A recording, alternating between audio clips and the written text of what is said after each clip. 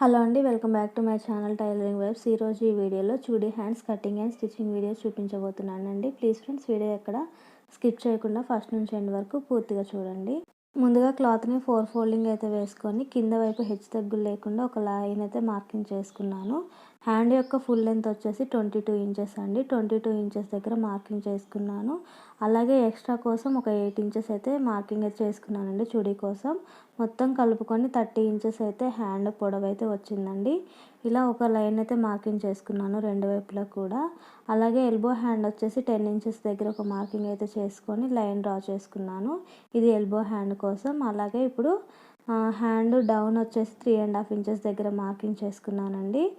ఇప్పుడు ఒక లైన్ అయితే డ్రా చేసుకున్నాను. ఇది ఆర్మ్ రౌండ్ కర్వ్ మార్క్ చేసుకోవడం కోసం 1.5 ఇంచెస్ దగ్గర ఒక మార్కింగ్ అయితే చేసుకున్నానండి.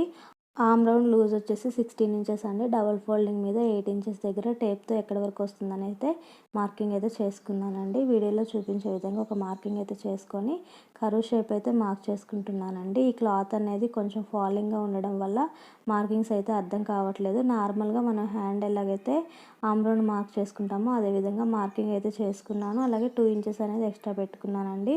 అలాగే ఎల్బో హ్యాండ్ దగ్గర హ్యాండ్ లూజ్ ఎంతనైతే ఉందో మార్కింగ్ అయితే చేసుకున్నానండి. 6.5 ఇంచెస్, ఒక 2 ఇంచెస్ లేదా 1.5 ఇంచ్ అయితే ఎక్స్ట్రా మార్కింగ్ చేసుకున్నాను.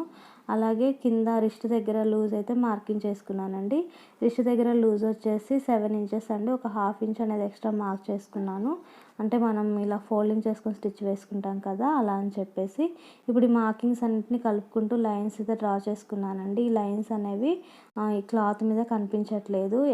ఎవరైనా చూడీ హ్యాండ్స్ అంటే ఇలా ఫాలింగ్ ఉన్న క్లాతే ప్రిఫర్ చేస్తారు కదా, అందుకని చెప్పేసి లైన్స్ అయితే కనిపించట్లేదండి.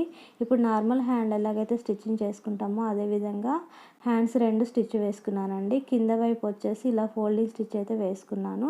అలాగే సైడ్ వైపు కూడా మనం డ్రెస్కి ఎలాగైతే కట్స్ దగ్గర మనం ఫోల్డింగ్ చేసుకొని స్టిచ్ వేసుకుంటామో అదేవిధంగా స్టిచ్చింగ్ అయితే వేసుకుంటున్నాను.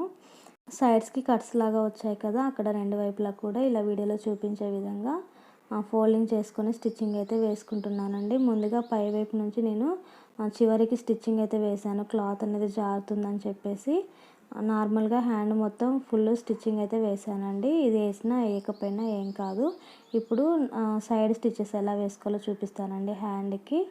ఇప్పుడు రిస్ట్ దగ్గర లూజ్ వచ్చేసి 7 ఇంచెస్ అని చెప్పాను కదా, ఆ 7 ఇంచెస్కి 3.5 ఇంచెస్ అయితే 4 ఇంచెస్ దగ్గర ఒక మార్కింగ్ అయితే చేసుకున్నానండి.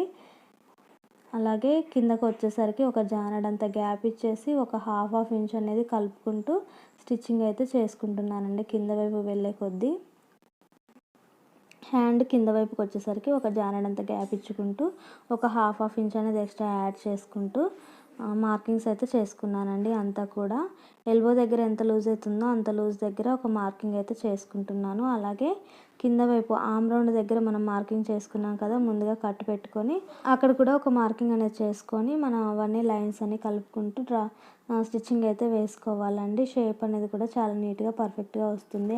హ్యాండ్ చివరి దగ్గర మనం ముందుగానే ఫోల్డింగ్ స్టిచెస్ వేసాం కదా, ఆ స్టిచ్చింగ్స్ దగ్గర ఒక హుక్ కానీ బటన్ కానీ స్టిచ్చింగ్ చేసుకుంటే చూడీ హ్యాండ్ రెడీ అవుతుందండి.